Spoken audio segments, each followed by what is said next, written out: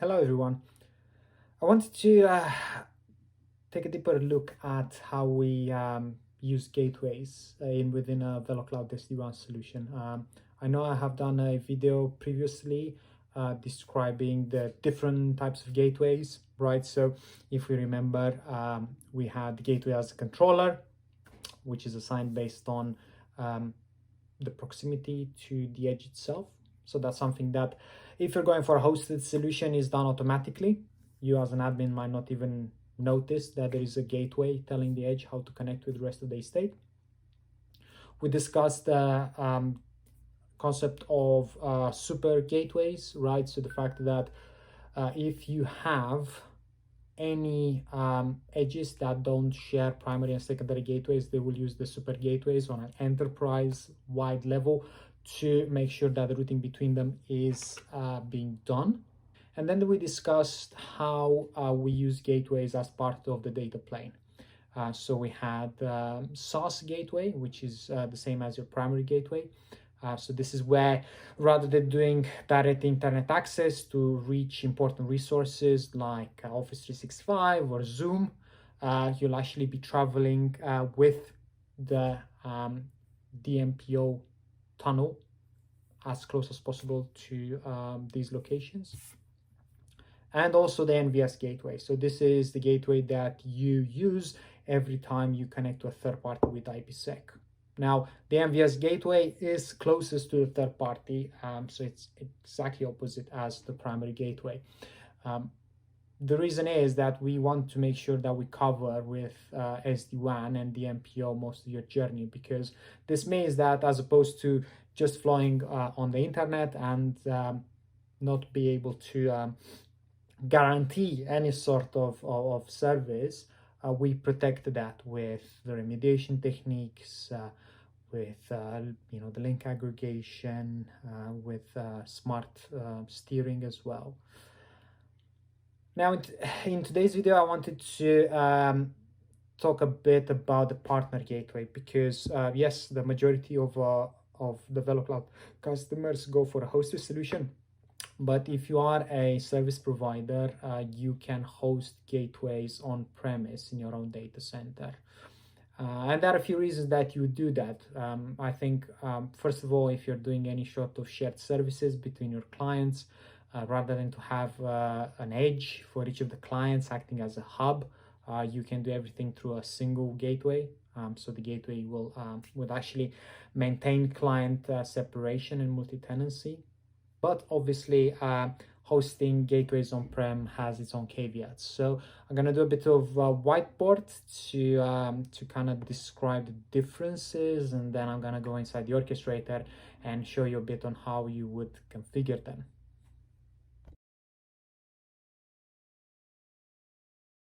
So let's take an example and look at cloud-hosted gateways. We have an edge, it is connected to the internet, right? We have the local area network. We can choose to use the SaaS gateway by creating a tunnel from the edge itself to our primary gateway, right? So the SaaS gateway is the same as the primary gateway. We already communicate because at the edge needs to understand how to connect to everything else. It will rely on the same gateway for the control aspect of the solution. But now with this tunnel, it will be able to send traffic to the important SaaS applications. And this behavior is actually defined in the business policy when you choose not to go direct, but to use multipath. The gateway in itself has just one arm. One of the most important things about it is the public IP here. And this is how the edge will establish the tunnel to the gateway. Remember, the gateway doesn't initiate the tunnel, it's the edge that does. So this means that when traffic is flowing, the edge will not NAT it. It will just send it along on the tunnel. All the DMPO rules apply. And then the gateway will take that traffic, will NAT it with its own public IP address, and then send it to the SaaS provider.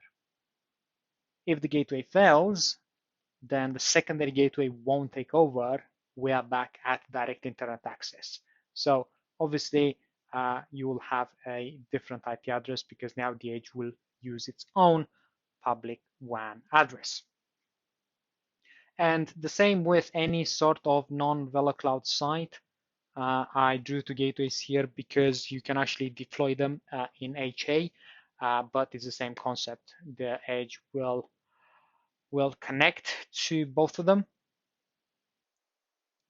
They are chosen to be in close proximity with the third party rather than the edge itself. So we'll have a hub and spoke topology, and the MPO will cover most of the path.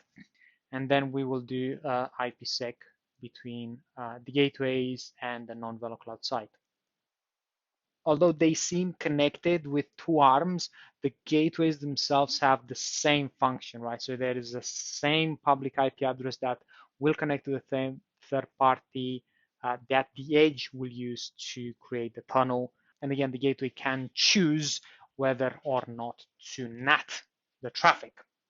The gateways themselves are stateless, and they will rely on the edge to tell them how to apply quality of service. So once you define in the VCO your QoS rules, they will be pushed on the edge, and then the edge will inform the gateways on how they should be handling traffic. Now in this next example, we will take the same gateway concept but apply it for a service provider who's reselling some shared services to their customers. They take the same gateway code, host it on premise on their own servers, right? So we can handle ESXi or KVM hypervisors. But now the gateway in itself has two distinct arms, right? So you remember, single arm for cloud hosted, dual arm for partner gateways. So you'll have an internet-facing interface, ETH0, and an interface that is facing the MPLS and the P router. The VCE in itself will connect with the same tunnels to these gateways, but the only difference is that now we are not using geolocation, but a manual assignment from the partner. So the partner will create a pool of gateways in the same way that a VMware operator would. And then from that pool, we'll assign up to 16 of these to each VCE. Now, these gateways are still used for control. There is actually no way you can turn off that function. And even if the partner wants to use the same concept that we do of the SaaS gateway to get all the traffic and protect it via the MPO, and then NAT it and spit it back on the same interface, that's still possible. But now what we can do is peer with the P routers here. This was done. This was actually done statically in the past, but now we recommend BGP. And with this, we can obviously advertise routes both ways. So now if the service provider has, let's say, a hosted voice, they will be able to take this and advertise the route to the gateway, and the gateway will make it available to all the VCEs. Now, if VCE learns the route from multiple gateways and the route is identical, then we can either follow the physical order of the gateways, so the order list. You can have half the edges with gateway 1, gateway 2, and the other half with gateway 2 or gateway 1. Or you can use BGP attributes like local preference and AS path to influence the traffic. One of the important aspects of the gateway is the inherent multi-tenancy. Because remember, even in a hosted model where VMware is running them, gateway can be used for multiple customers. So it is designed with multi-tenancy in mind. But specifically for this handover here, we will use different BGP peerings, one per customer, and also optionally a VLAN handover. So whatever that is, DO1 queue or queue in queue. Again, this is optional if you don't really care for your shared infrastructure on the service provider side to understand where the traffic is coming from. You can configure it without any VLANs, but by default, we always recommend to make sure that you tag each customer with its own VLAN. One thing to notice here is that the service provider can actually use the same MPLS network to connect multiple edges together, right? So you can have a private circuit from this edge directly in the MPLS. And that is still fine because once you define service reachable on this interface, then the edge itself will go and will create an overlay on the private link, and it will end up on the ETH1 interface. The traffic will obviously get decapsulated, de-encrypted, and then it will follow the same policy, whatever that is, NAT, and go out to the internet or pushed back into the MPLS for any hosted services, including firewalls as well, right? So a service provider might host a big firewall cluster and might want to direct all the customer internet traffic to go through that firewall for inspection and security policies. Although by default the gateway does not here, you can set it to do so in the business policy. So if your underlying infrastructure might not work well with VLANs and Q&Q, you can actually have a separate IP address for each customer and still give them differentiated services. Besides shared services, one of the most common use case is maintaining customer reachability within multiple regions. So you will still rely on the underlying routing for this, but if you have some customer sites in EMEA, let's say, and some in North America, and you have gateways for each, as long as these gateways pair correctly with your underlying infrastructure, the customer here can talk through the gateway, reach the core, and then from there, the other sites across the other side of the world. Again, I wanted to emphasize that if you choose to do so, you can deploy edges and clusters of edges to do part of these roles and to aggregate the customers. But remember, the edge itself is not inherently multi-tenanted. So you will need different edge instances for each of your customers. One good thing that the edges have is when you cluster them, you have the algorithm to dynamically assign and balance the connections coming in from the branches. That doesn't happen with gateways. The gateways won't cluster, and it's up to you through manual assignment to make sure that the branches are balanced correctly amongst your gateways. One last thing to note before I jump into the orchestrator is that currently, and this is as of summer 2020, you cannot use both partner and VeloCloud hosted gateways for the same deployment. So it's either one or the other. VCE won't be able to connect to your partner gateway for the shared services and then connect to the VeloCloud gateway for the SaaS functions. It's either VeloCloud hosted or partner. So this might change in the future. However, you need to understand that that is not a reality as of now.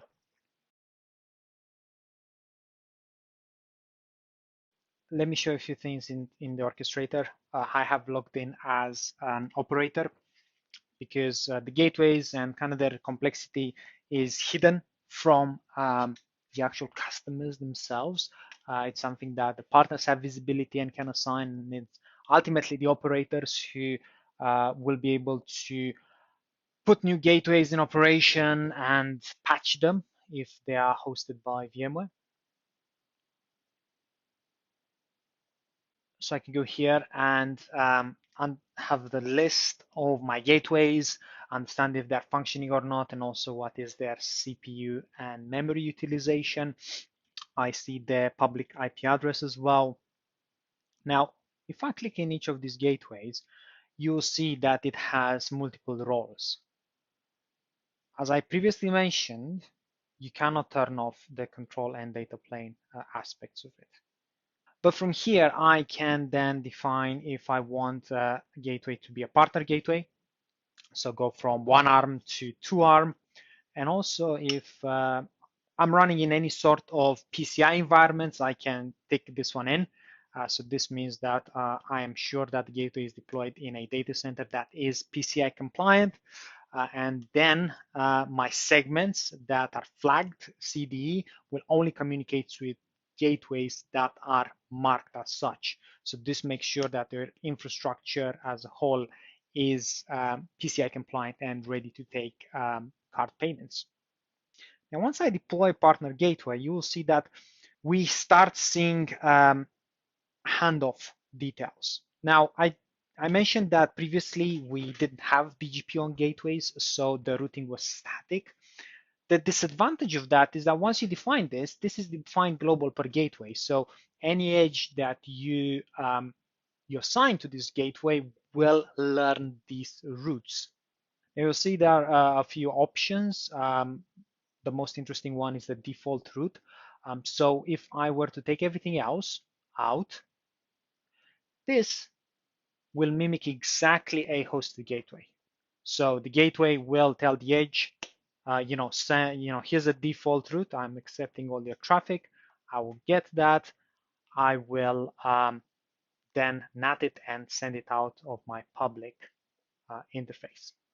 You have this button that says encrypt. This is quite important if you want to encrypt the traffic that's coming in from the edge into the gateway. We don't usually do that with SaaS gateways because the traffic is going to the internet anyways. So if it's not encrypted, you will have issues. So when you're using SaaS gateways, again, there is no encryption. But it's up to you. For example, if you are hosting a particular resource, let's say 10.0.0.10/24, and obviously that is in your internal environment, you can click this box and then the traffic will travel from the edges encrypted. Static routes did rely a lot on ISCMP to make sure that the routing doesn't black hole packets, and you have this functionality here, so you'll be able to define an IP address that you can ping at a certain frequency, and also make the gateway pingable as well. Now, all gateways do reside in pools. So a pool is just a logical concept, right? It's an object that helps us match gateways with different customers, right? You can have multiple pools defined, and then once you click on the pool, you'll have the list of gateways, the type of pool as well, if you allow partner gateways or not, and also what customers use this pool at the present moment. Now, how do we match edges with gateways?